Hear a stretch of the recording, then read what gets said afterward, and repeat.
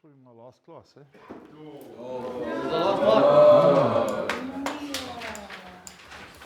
Please. Second last.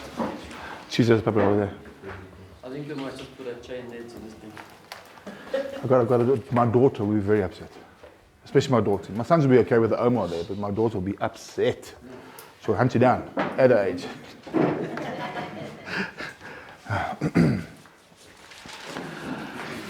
Failure to consider injury to others. Thinking area 22. I know that everyone else sitting here have caused a lot of pain and injury to ourselves. We have, haven't we? Affected our brains, our physical health, lost relationships, lost jobs. We've caused a lot of injury to self. But what you find a lot of times, you're so consumed with the loss that you've made that you don't consider the loss or the pain you're causing those around you. I'm sure I've told you the story of many, many years ago, like moons ago, where I decided to go on a bit of a stroll, a bit of a drive, go and do something. And my son was waiting for me to take him to creche. So apparently he stood in the garage until about 11 o'clock that morning, waiting for me with his little bag on his back. I'm laughing about it not because I think it's funny, I'm laughing about it because it's really not a good thing at all. And I remember when I got back, obviously, the young lady was very upset with me. My one son always just loves me, and Matthew took many, many years, not Fata, Matthew, my son, took many, many years to warm up to me. And I mean about 2-3 years where he, when I hugged him, he didn't want to let me hold him. You can feel he like stiffened up. Where now he can lie on my chest, I can stroke his head. They hang over the chair seats when I drop off at school and they kiss me bye. That took many years, but that was my fault. Even though it wasn't nice for me to go through that as a father, to realize that my one son was struggling with me emotionally, I know it's things that he picked up from there. And he was very excited. Papa gaan my school toe vat. It was this cute little case on his back. Small. And Dad didn't pitch up. See, I thought I was doing the right thing at that time. I went and tried to get money for us, or hustle, you want to call it that. I got the money, I did get the money, but guess what I did? I spent most of it before I got back, so it doesn't work. So you tend to find with this thinking error is that your conscience is seared. You might say you care, I love you, I love you, guy, and but then your behavior says something completely different. No, when you got a girlfriend or you got a boyfriend and you say I won't do it again, and you get in the vehicle and you mean it. That's the funny thing is you mean it at the time. You mean it. I'm not going to do it again. I'm sorry. I made a mistake. You mean it, don't we? When we're saying it, we are saying I'm sorry and going I'm not actually sorry. You don't pick that up when you're thinking. Meanwhile, subconsciously, yes, you are. Subconsciously, you know you're going to do it again. And then you get in the car and you say on your way home, you're not going to go anywhere else but home after you watch 7 Alarm with your girlfriend at the time or whatever the vibe is. And as you come to your turn off at home, you see the turn off, and you go, and you start convincing yourself, okay, it's okay, let me go sell it to a friend. You've promised your girlfriend, you promised your boyfriend, you promised your loved ones, you're going to go home. And then you convince yourself, I'm not going to go and do anything stupid, I'm just going to go greet the person. I'm just going to say hello.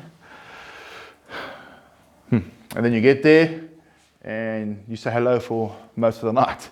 And then the next morning again, you get caught out again, I'm sorry again. Please forgive me, I won't do it again. And what do? We do it again and again and again because our conscience is seared. Because we're trying to use the same way of thinking to take ourselves out of the situation to put ourselves in the situation. When you guys hear me speak or when you guys I counsel, I mention feelings a lot. And it doesn't mean we must be zombies because a person that's in the thinking area and deep in the thinking area is seen as almost like a sociopath. It means you don't really have feelings. It means you don't know how to process your feelings. So you're just like numb. And I picked up, for example, when my kids hurt themselves. My daughter's different, trust me. I like, but when my sons used to hurt themselves many years ago, I didn't feel nothing, really, nada. Doesn't mean I left them there to suffer, but I didn't freak out. I was very disconnected, like cut his finger, bring him here, underwater, check out where everybody else is freaking out. I was cut off. I didn't feel that emotion. That's how much damage I caused to myself for many, many years. But when it came to emotion, literal deep-seated pain in my sons, like when they sad, and I can see they hurt. For example, what happened the one day, I dropped them to school about a year ago, and there was a vehicle coming, and I was worried they weren't going to see my sons walking. So Matthew wanted to come say bye to me. So I chased him away because I was concerned that what is this car's in reverse. So I chased him away. And I could see the look on his face as I drove away. So I think I got out of town, and I realized, no, man.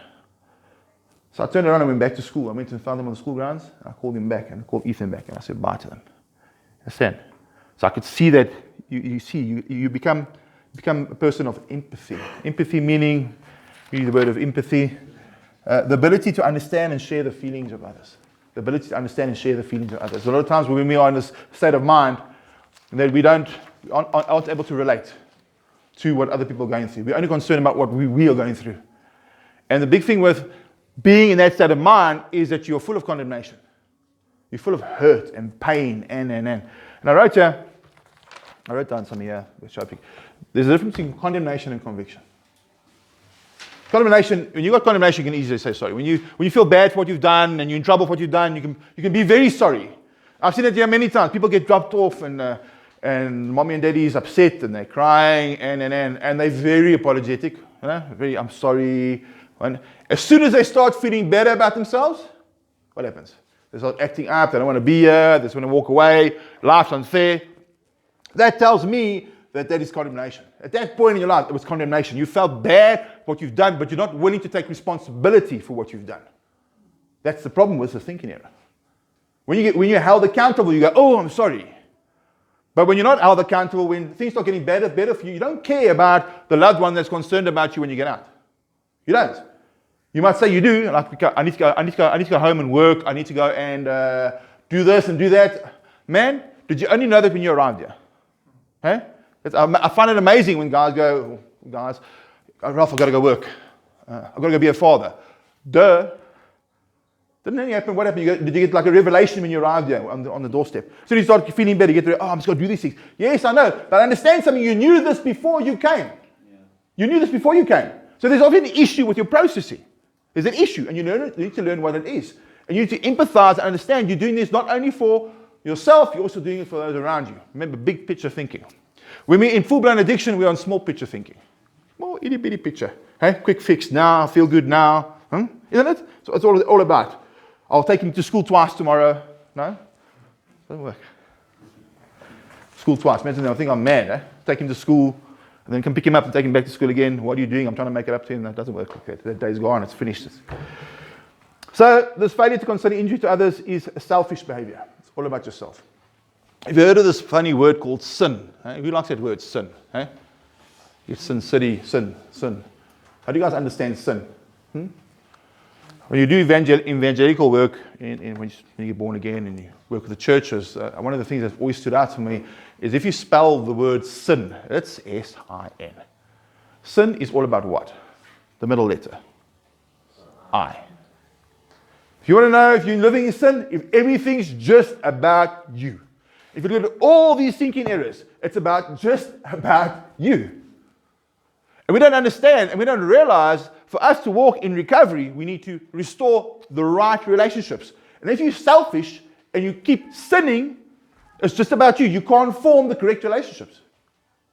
You can't do what you need to do as a person. I cannot be a father like I should be if it's just about me, about how I feel and about my time. I remember reading something very powerful a while back. It says, when you become a parent, it's the most unselfish thing. Call out. It's ringing. Huh? What happened? You don't want me to fall over? No, I can see. Thank you. He looks out for me. It's nice when people look out for you. It's very nice. No, it's good. He's considering the injury to me. So he's actually coming out of the thinking error already. So he's done it. You can go sit and rest. You've finished, guys. You must listen. Well, all good. Remember, our actions affect others financially, physically, and mentally. Okay? You know that codependency is a big thing with our families? You know? Because if you're not okay, they're not okay. And you know what? You were never meant to carry their burden. You're never meant to. You cannot take responsibility for someone else. As they are little kids, I've got to get to a place where I release them. One of the things I'm dreading to do is send my daughter to creche one day. I'm not looking forward to it. And the first time I sent my little kids to creche, wow. You should have seen me. Wasn't looking forward to it. But that feeling that I had towards him wasn't the correct feeling. It wasn't empathy as such. Is I'm not allowing them to grow. And that's what happened a lot of times when we cause them mentally, when we hurt our loved ones mentally, we refuse and we block them from kicking us out the nest.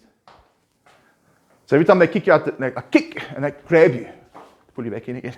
Okay, not yet. Let me tell you, every one of you sitting here, you all got wings. Every one of you. There's not one of you. My sons are still developing their feathers and stuff. They say, yeah. But every one of you sitting here, ladies, you all got wings. And you're sitting in the nest. Because it looks too far down. And your loved ones are. You know why they do that? You know why? Because they don't care? No, because you've been displaying behavior that says you're not ready. Huh? But let me tell you something now. How it should work is your behavior says you're not ready, but they should look, or I should look, we should look at ourselves and say, but we got wings. Because trust me, sometimes when you get kicked out the nest, what's going to automatically happen? You're going to fly. It's an automatic response. You got wings, you got feathers, your wings are open. But we're scared. We're looking going, no, it's not big enough. We're looking going, there's some feathers missing. It's nonsense, guys. Every one of you here, God's placed the ability, and every one of you sitting here, every one of you have your wings. Start using them, man. Stop using them. Stop letting your loved ones fly for you all the time. Eh? For many, I had my stepfather a while back tell me he's proud of me, about 2 years ago. And I was thinking a while back that my father never said that he was proud of me, ever. I think it was difficult for him to say. Obviously it's very difficult. I'm not exactly flying, or wasn't flying at the time, was I? Maybe flying with half a wing, I don't know. So it's not that he doesn't love me, but it just, he's the type of guy that'll say something when he needs to say something. And all these developments took place in the last 6 months. And about 2 months ago, he didn't say it with his mouth, but he sent me a WhatsApp telling me he's proud of me. Oh, we all want to hear that, don't we? Huh? Then he phoned me about a week ago saying he missed me. Huh? We all want that, don't you? Eh? Oh, damn, we won't start doing it. Because a dad will never say it if he doesn't mean it. Okay? The reason this happened is not because I'm a big shot or anyone else. The reason these things start happening in life is when you start showing your loved ones that you consider those around you and realize by looking after yourself and taking care of yourself and walking circumspectly, not only are you becoming free, they are becoming free to be your parents. They are becoming free to love you the way they're called to love you. Don't you understand that?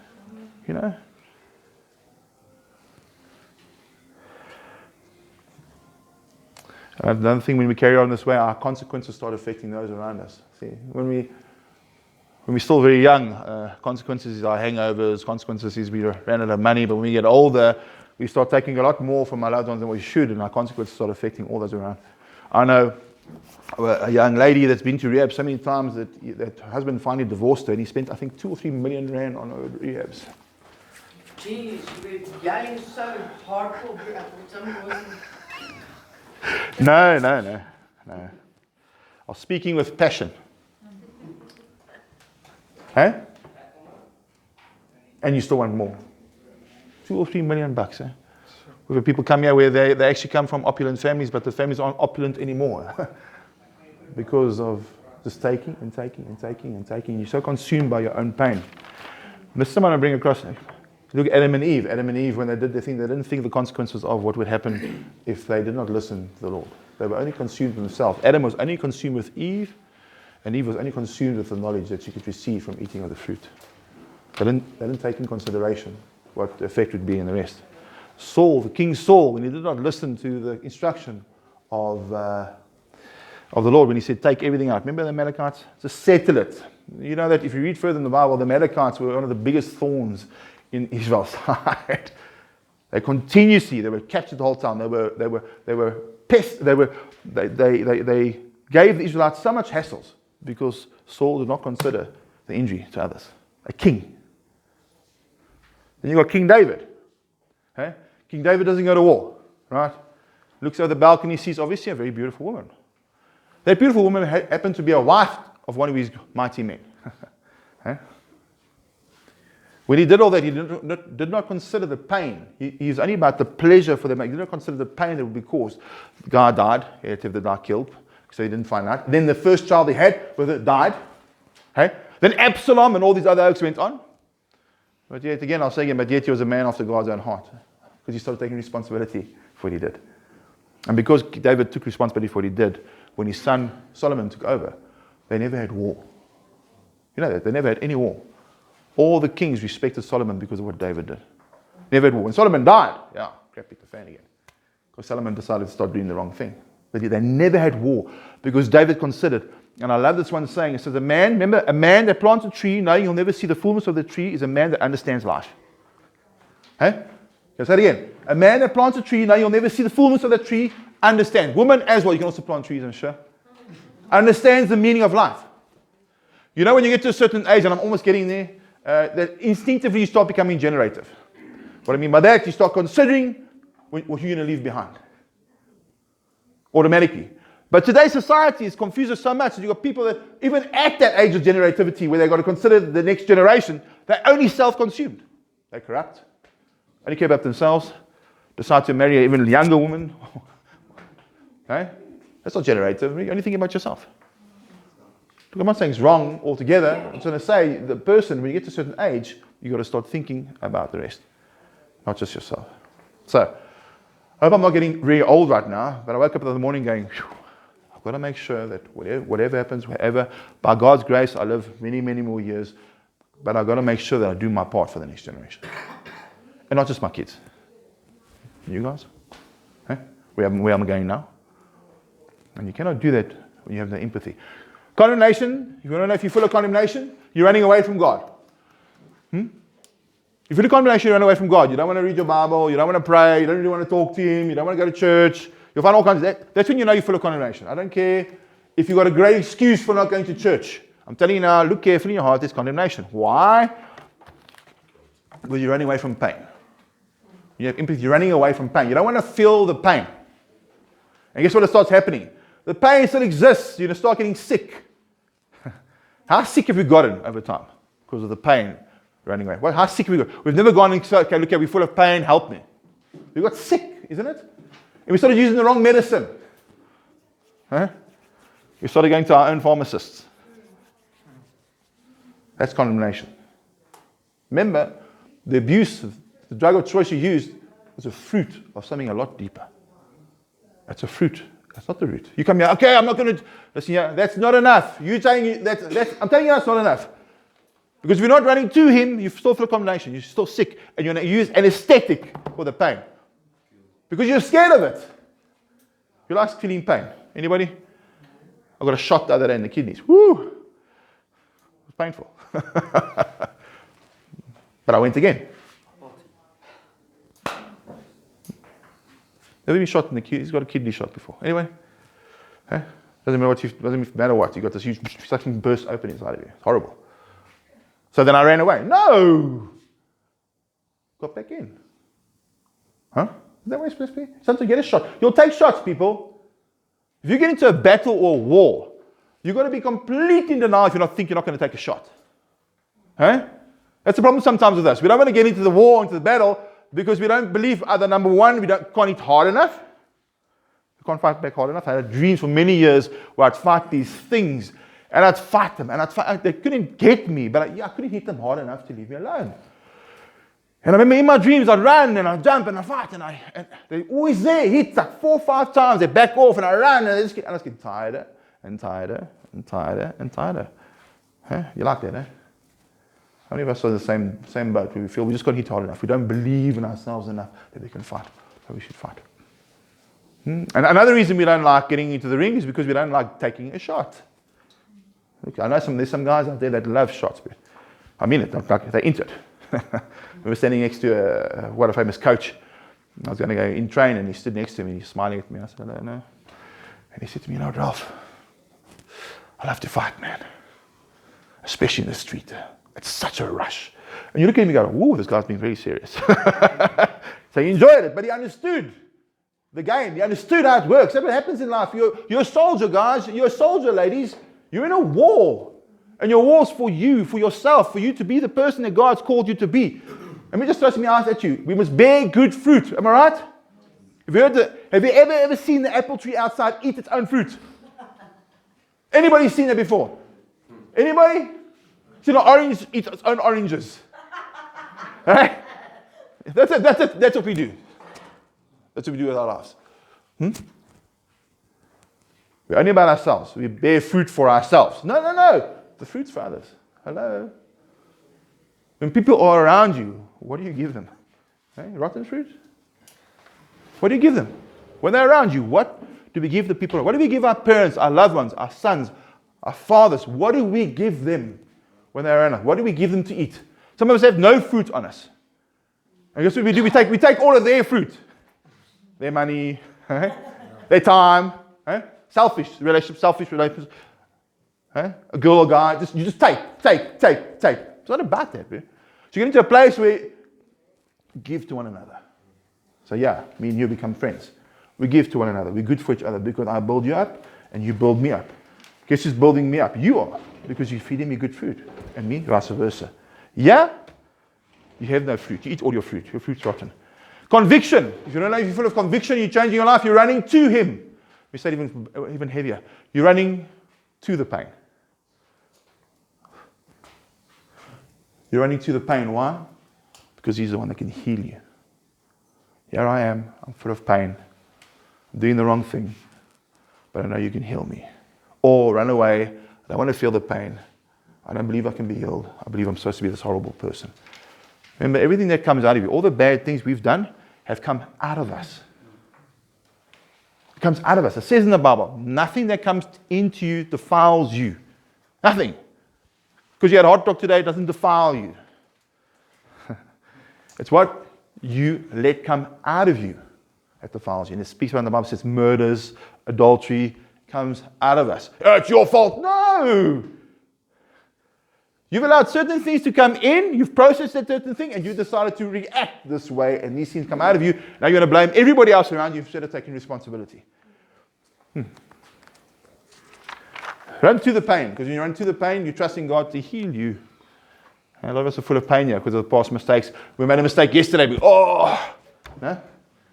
Allow God to heal you. You know that God loves the broken and contrite? Walk around and say, I'm not broken, but you're limping. You're broken. Life has involved extensive injury to those around him, but he doesn't view himself as hurting others. When he's held accountable, he sees himself as hurting others. So when he's confronted, he sees himself.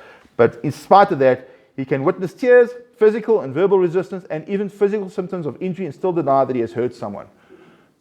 I remember those days when I went to rehab when I was still a teenager. I was really proud of myself that I wasn't like the other guys.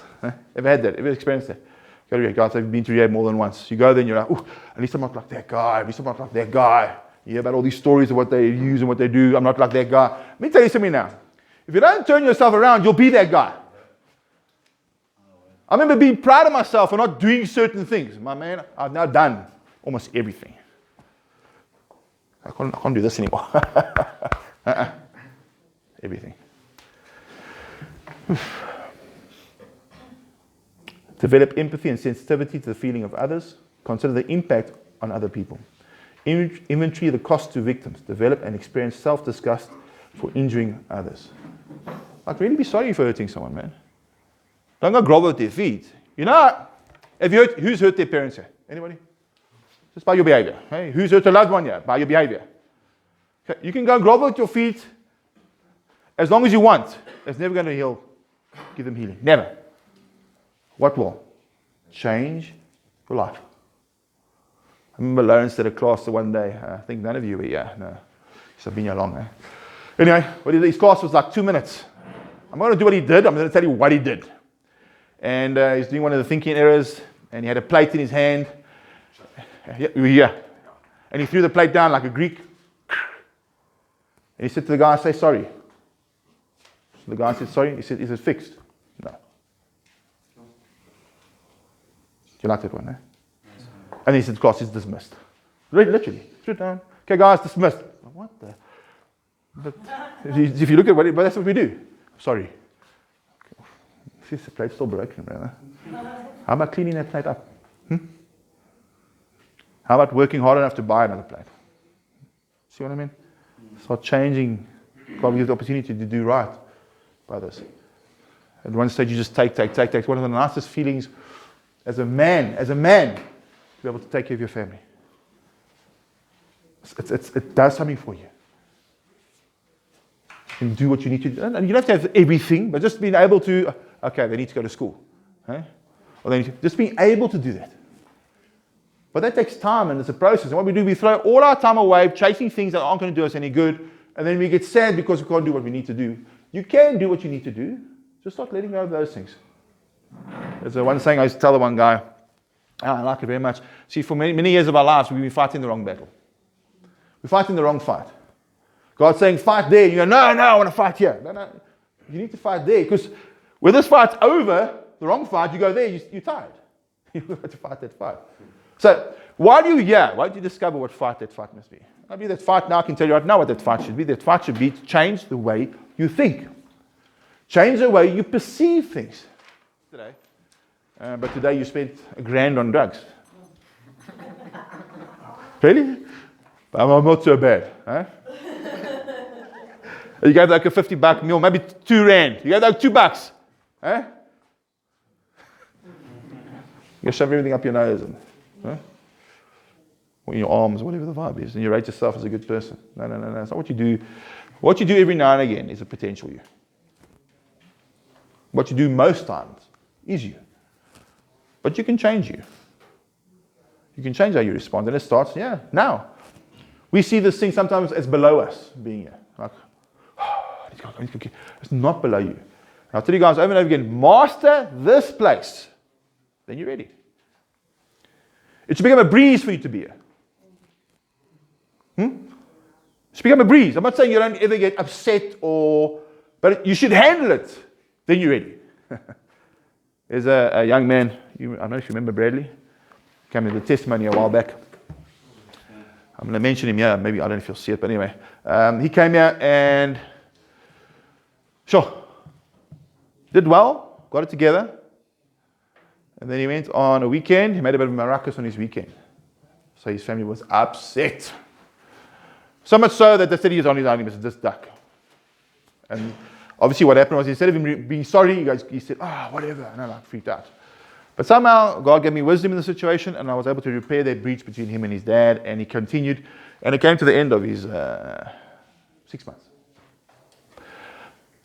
His parents did everything I told them to do. The support groups, everything. They did everything. They were on point. And I said to him, okay, bro, that's your last month. He goes, yeah. His father said to me, Ralph, if you need to keep him longer, by all means, keep him longer.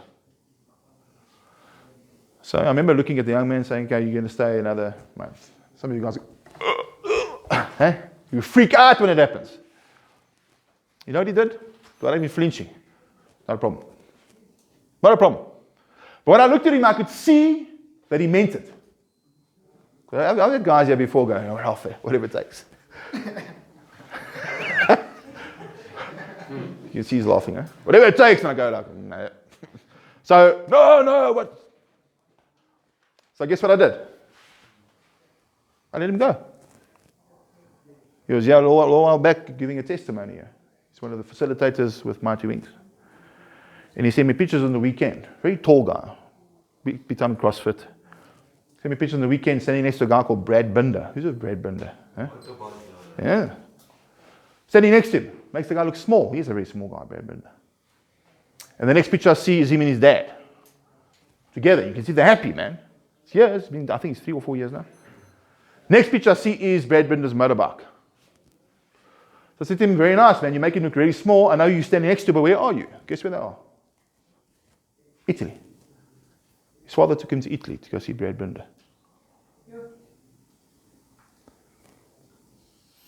Years ago, his dad didn't want to talk to him. Is it that because that young man's better than you? No.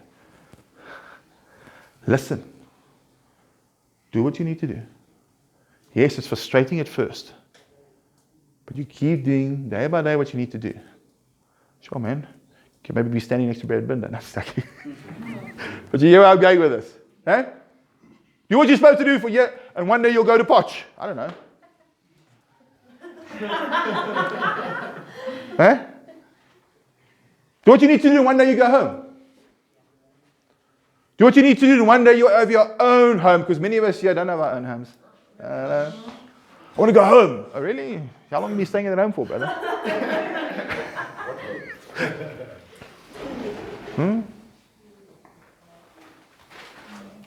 Starts here.